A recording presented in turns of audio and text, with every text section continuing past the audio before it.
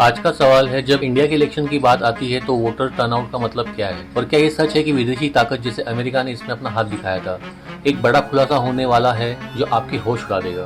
Donald Trump बोल रहे हैं कि यूएस ने $21 मिलियन खर्च किए हैं इंडिया के वोटर टर्नआउट बढ़ाने के लिए। क्या सच में ऐसा हुआ है? ट्रंप ने पीएम मोदी के नाम लेकर यूएस एड फंडिंग का उल्लेख किया। ट्रंप ने सवाल उठाया कि यह धन भारत को क्यों दिया जा रहा है। बीजेपी और कांग्रेस के बीच इस मुद्दे पर तीखी बहस हो रही है। ट्रंप के ये बयान ने भारतीय राजनीति को नया विवाद खड़ा कर दिया है। तो चलो शुरू करते हैं वोटर टर्नआउट का ये खेल। समझते हैं स्टेप बाय स्टेप और देखते हैं कि इस बार 2024 में क्या हुआ जो सबको चुप करवा दिया। पहले समझते हैं वोटर टर्नआउट क्या होता है। सीधा सा मतलब है, ये वो परसेंटेज है जो बताता है कि कितने लोगों ने अपना वोट डाला इलेक्शन में। इंडिया में ये बहुत बड़ी डील है क्योंकि हम वर्ल्ड की सबसे बड़ी डेमोक्रेसी है। 97 करोड़ से ज्यादा रजिस्टर्ड वोटर थे 2024 के इलेक्शन में as per election commissioner of India, लेकिन इनमें से सिर्फ 65.79% ने वोट दिया। मतलब 64 करोड़ से थोड़ी ज्यादा जनता ने अपना हक अदा किया। ये नंबर 2019 से थोड़ा कम है जब टर्नआउट 67.4% था। क्या वजह थी इस ड्रॉप? क्या लोगों का भरोसा कम हुआ या कुछ और छुपा है? आप ये देखो, शक्तियां जो हैं ये भारत की चुनावी प्रक्रिया में हस्तक्षेप करती हैं और हस्तक्षेप ये सोच के करती हैं कि कैसे देश का गौरव, विश्व के सर्वोच्च लोकप्रिय नेता नरेंद्र मोदी जी को हटाया जाए। तो सबसे पहले तो चिंताजनक ये क्यों है, मैं इस पे आपका ध्यान आकर्षित करता हूं। 2024 में लक्षद्वीप में 84% टर्नआउट था जबकि बिहार में सिर्फ 56%। ये डिफरेंस क्यों? एक्सपर्ट्स बोलते हैं एजुकेशन, पैसा, कास्ट, ओरिजिनल पॉलिटिक्स सब इसमें रोल प्ले करते हैं। लेकिन एक बड़ा ट्विस्ट आया जब डोनाल्ड ट्रंप ने बोला कि यूएस ने $21 मिलियन मतलब 182 करोड़ रुपए खर्च किए वोटर टर्नआउट बढ़ाने के लिए, और ये सपोजिटली मोदी जी को हराने के लिए था।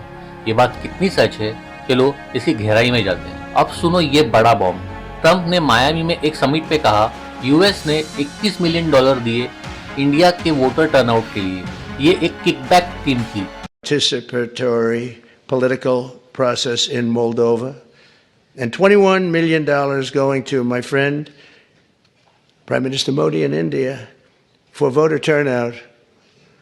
We're giving $21 million for voter turnout in India. What about us? I want voter turnout too, Governor.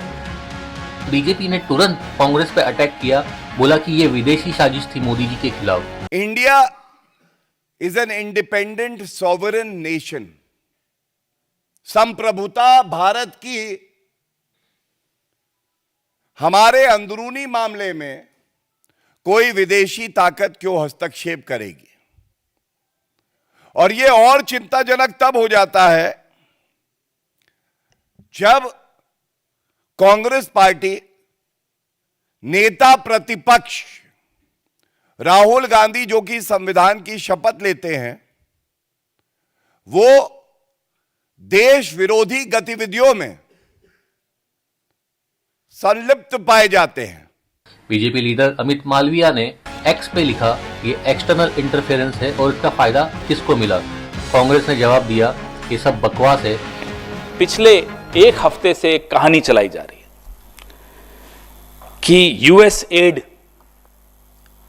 Bharat में नरेंद्र मोदी जी को डिस्टेबलाइज, अस्थिर करने के लिए $21 मिलियन दिया।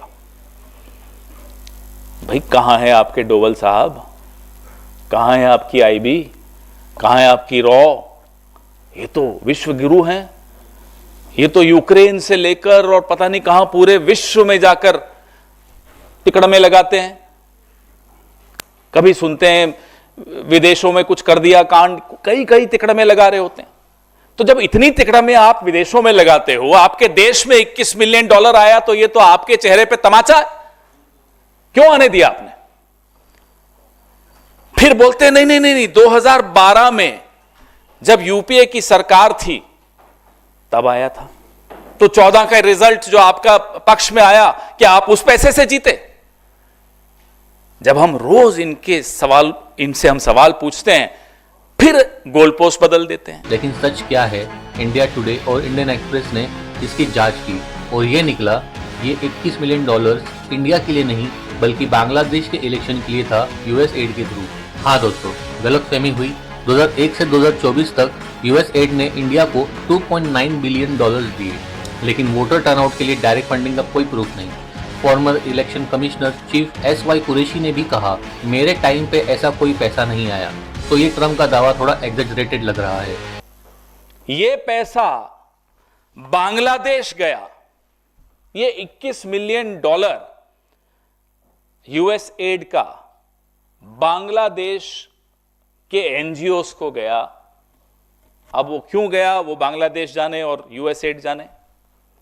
हम ये जानते हैं कि एक वक्त ऐसा था जब भारत के प्रधानमंत्री के पद की एक ऐसी साख होती थी कि अमेरिका तक को पीछे हटना पड़ता था।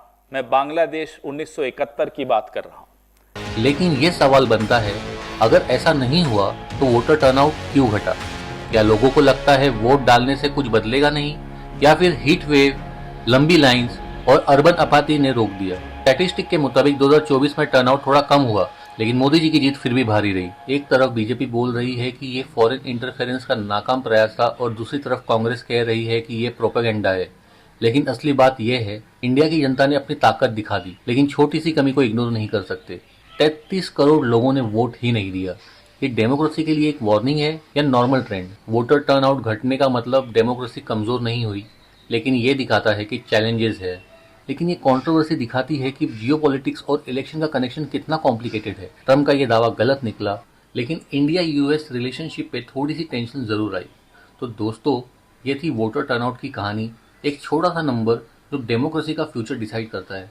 आपको क्या लगता है, क्या हमें वोटर टर्नआउट बढ़ाने के लिए कुछ नया काम करना चाहिए? कमेंट में जरूर बताना।